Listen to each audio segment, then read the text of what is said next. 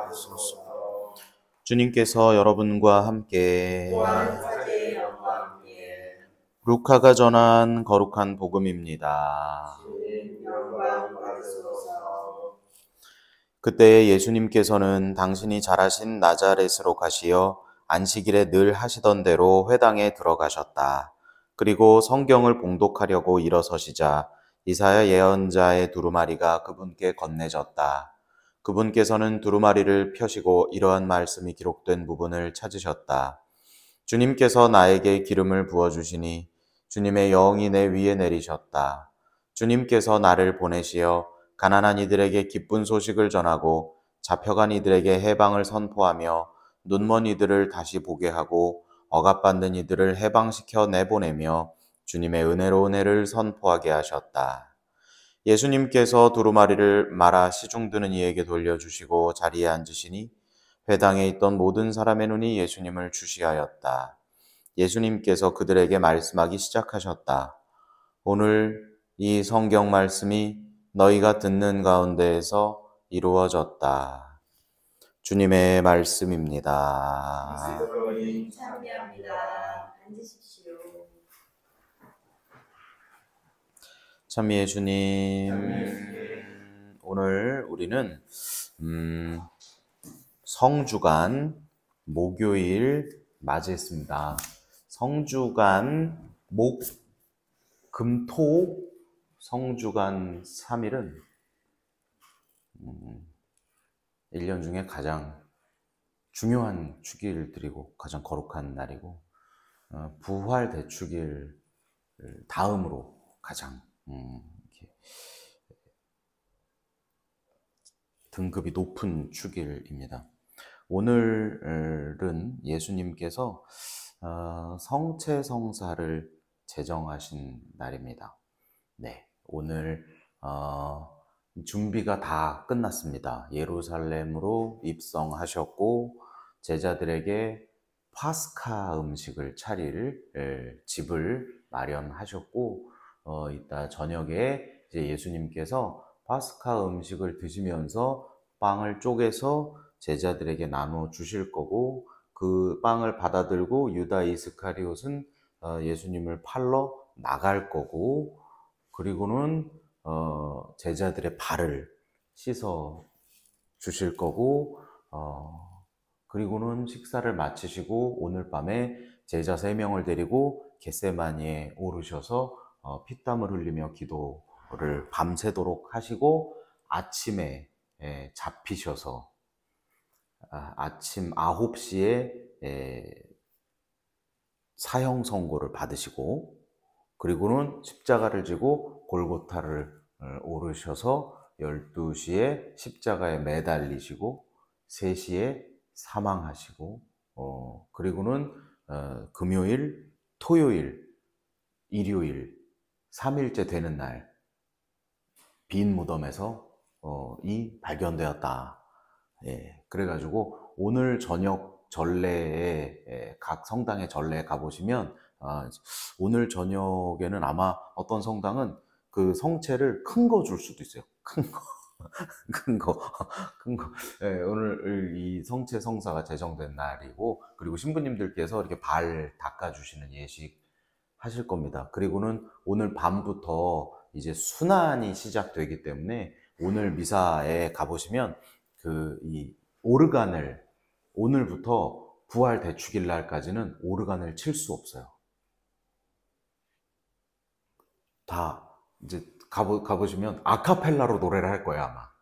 처음에 시작할 때가 하늘 높은 데서는 하나님께 영광까지 칠 수 있어요. 그때까지 칠 수 있고 그 다음에에서부터 부활 전날까지는 부활 성야미사 때까지는 노래를 이 모든 전례에 이 화려함이 다 사라지게 됩니다. 그래서 오늘 미사가 저녁 미사가 끝나면 이 감실에 있던 성체도 다 순환 감실로 옮겨서 겟세마니에서 기도하신 예수님과 함께 밤새 기도를 합시다 하는 어떤 그런 밤이고 그래서 이 십자가도 성당의 십자가도 다 이렇게 가리잖아요. 다 가리고 감실도 이렇게 다 열어 놓게 됩니다.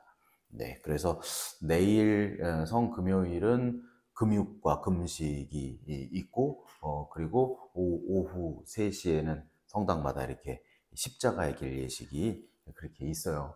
그래서 그게 원래 금육과 금식이 금요일부터 해가지고 예수님 돌아가셨는데 먹을 수가 없으니까 성토요일까지 쭉 하다가 성토요일에는 미사를 할 수가 없고, 자정에, 그러니까 원래는 그 다음날 아침에 미사를 해야 되는데 그럼 이틀을 생으로 굶고 미사를 해야 되니까 그 미사가 이제 12시 땡 하고 미사를 이제 시작했던 거죠. 12시 땡 하고 미사를 시작하는데 12시까지도 기다리기가 너무 힘드니까, 예전에는 12시에 밤 12시에 미사했는데 이게 미사가 앞으로 조금씩 땡겨져 가지고, 조금 땡겨서 요즘은 8시에도 하고 7시에도 하고, 네, 그런 변천이 있습니다. 오늘이 그러니까 오늘이 원체험의 날이라고 보시면 됩니다. 원체험. 실제로 그 일이 일어난 날. 실제로 그 일이 일어난 거예요. 실제로 성체성사가 오늘 시작된 거고, 오늘 예수님께서 발딱 세종례 예식을 통해서 이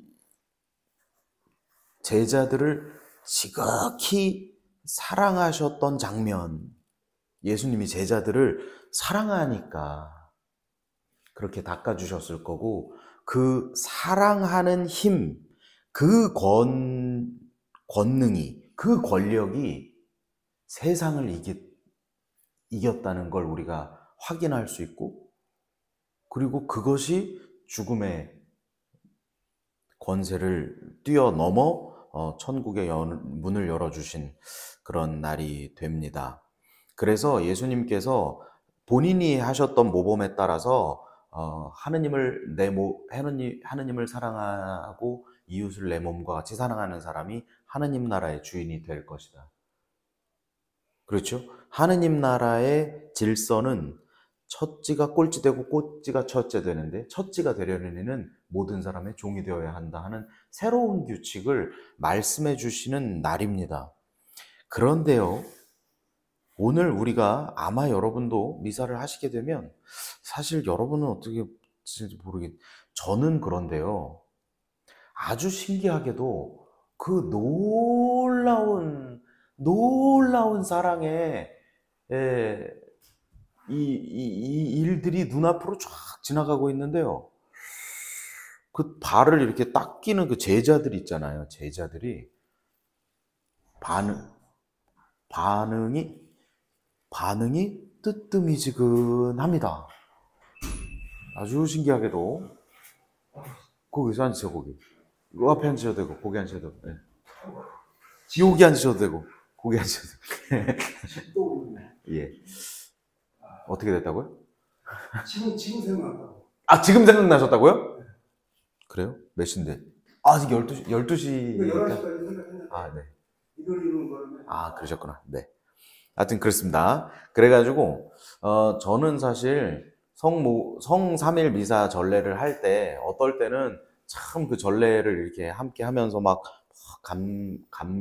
감동의 도가니탕이 되는 해도 있지만, 사실은 어떤 해, 여러분들이 혹시 그런 일이 있으시다면,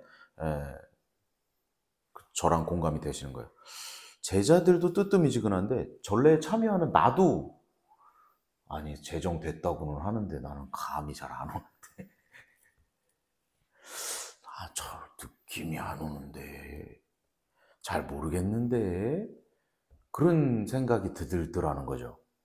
오늘 강론의 주제가 이 원체험의 우매함이라고 제가 이 제목을 한번 정해봤어요.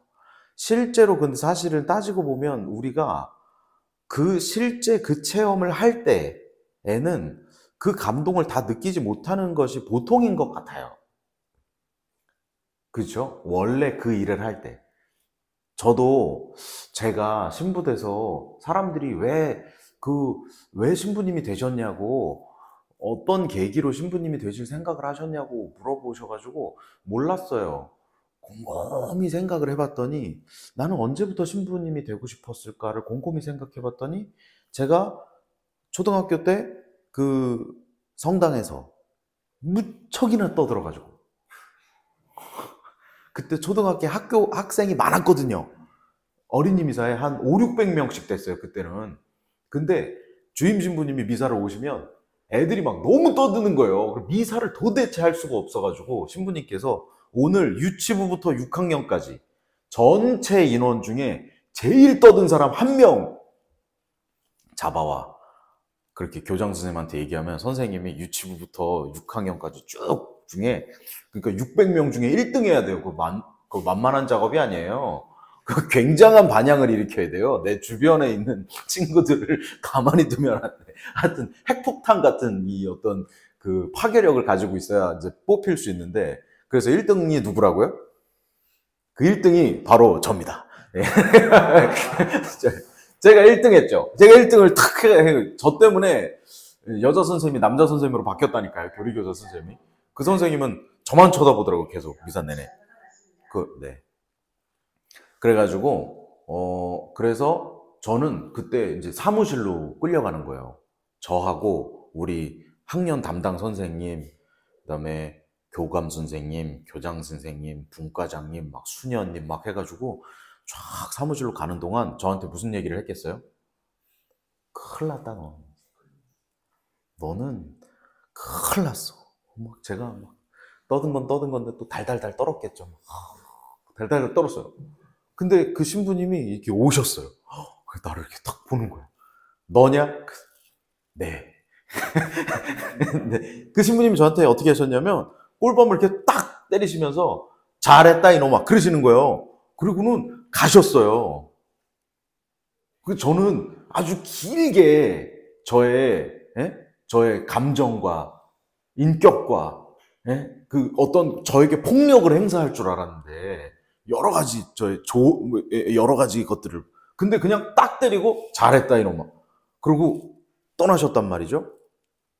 그 다음 주에 어떻게 했겠어요, 제가? 또 맞아야지. 또 1등. 그 다음 주에도 1등. 또 너냐? 꼴박 또 먹고. 근데 제가 그 일을 몰랐어요. 그 일이 저에게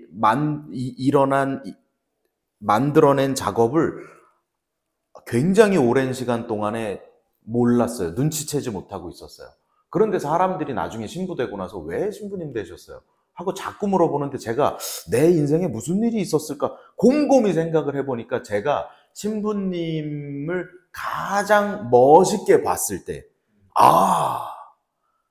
저런 삶이면 좋겠다라고 생각했던 첫 번째 사건이 바로 이 꼴밤 사건이더라고요. 그런데 제가 그때 맞았을 때 나 신부님 돼야지라는 생각을 했겠냐고요. 그 일이 있을 때 제가 그 일이 계기로 되어 평생을 사제로 살게 되었습니다라고 하는 어떤 그런 일들을 생각이나 해봤겠냐고요. 원체험이라는 게 그런 것 같아요. 믿음의 조상 아브라함이라고 하는 사람에게 하느님께서 너의 민족이, 내가 너를 큰 민족이 되게 하겠다라고 약속하셨는데, 아브라함은 본인으로부터 시작된 하느님의 그 놀라운 구원 경륜의 크기를 가늠이나 해봤겠냐고요.